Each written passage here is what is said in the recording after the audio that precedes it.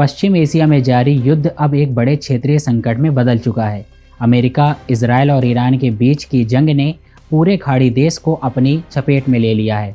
ऐसे में सबसे बड़ा सवाल उठ रहा है कि क्या खाड़ी देशों का अमेरिका पर भरोसा अब कमजोर पड़ने लगा है। दरअसल ये संघर्ष अब सिर्फ इजराइल और ईरान तक सीमित नहीं रहा।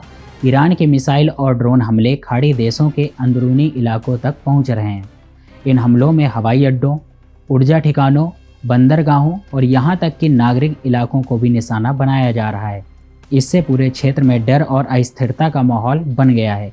ईरानी हमलों की अरब और पश्चिम देशों ने कड़ी निंदा की है। इसके साथ ही खाड़ी सहयोग परिषद यानी गल्फ कॉरपोरेशन काउंसिल के विदेश मंत्रियों ने आपात बैठक बुलाई। इस बैठक में चेतावनी दी गई कि अगर हमले जारी रहे तो सामूहिक आत्मरक्षा जैसे कदम उठाए जा सकते हैं। साथ ही सभी देशों ने तनाव कम करने की अपील भी की।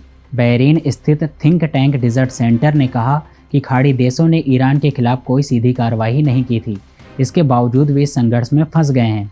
ईरानी हमलों से नागरिकों और महत्वपूर्ण ढांचे को नुकसान पहुंचाया जा रहा है, जिससे इन देशों पर दबाव लगातार बढ़ रहा है।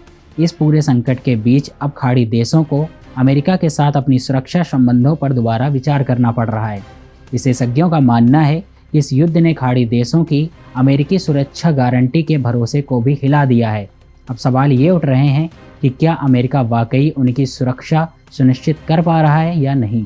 क्षेत्रीय मीडिया में भी इस मुद्दे को लेकर अलग अलग राय सामने आ रही हैं। कुछ रिपोर्ट्स के मुताबिक खाड़ी देशों ने अमेरिका पर ईरान के खिलाफ और सख्त कार्रवाई करने का दबाव डाला। वहीं दूसरी ओर कई विशेषज्ञों का कहना है कि अमेरिका ने खाड़ी देशों की सुरक्षा चिंताओं को नज़रअंदाज किया है, जिससे उनमें विश्वासघात जैसी भावना पैदा हो रही है। एक्सपर्ट का कहना है कि खाड़ी देशों की सुरक्षा रणनीति अब बदल रही है। ये अब सिर्फ अमेरिका पर निर्भर नहीं रहना चाहते, बल्कि अपनी रणनीति साझेदारियों को भी डाइवर्सिफाई करना चाहते हैं।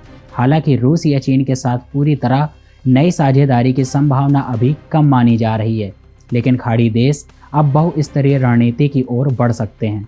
कतर और ओमान जैसे देश पहले ही मध्यस्थता की भूमिका निभा रहे हैं, जो ये दिखाता है कि खाड़ी देश अब अपनी कूटनीतिक ताकत को भी बढ़ाना चाहते हैं।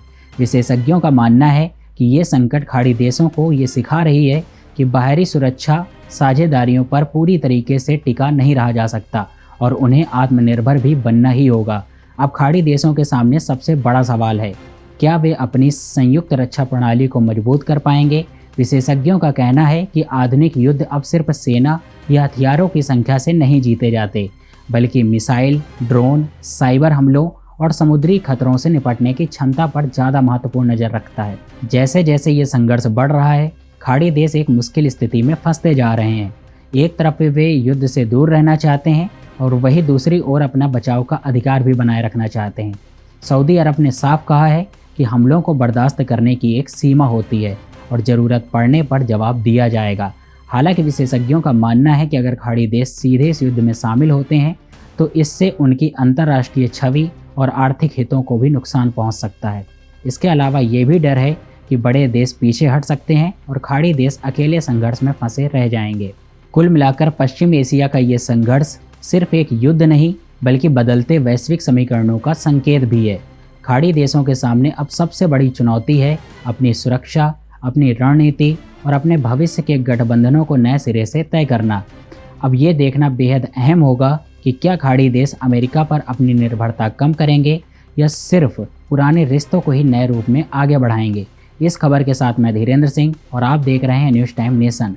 अगर ये वीडियो आप यूट्यूब पर देख रहे हैं तो चैनल को सब्सक्राइब कीजिएगा, और अगर ये वीडियो आप इंस्टाग्राम या फेसबुक पर देख रहे हैं तो हमारे पेजेस को फॉलो जरूर कीजिएगा। सब्सक्राइब करें आपका अपना चैनल न्यूज़ टाइम नेशन और हर खबर सबसे पहले पाने के लिए बेल आइकॉन जरूर दबाएं। और हाँ, खबरें पसंद आ जाएं तो लाइक और शेयर करना ना भूलें।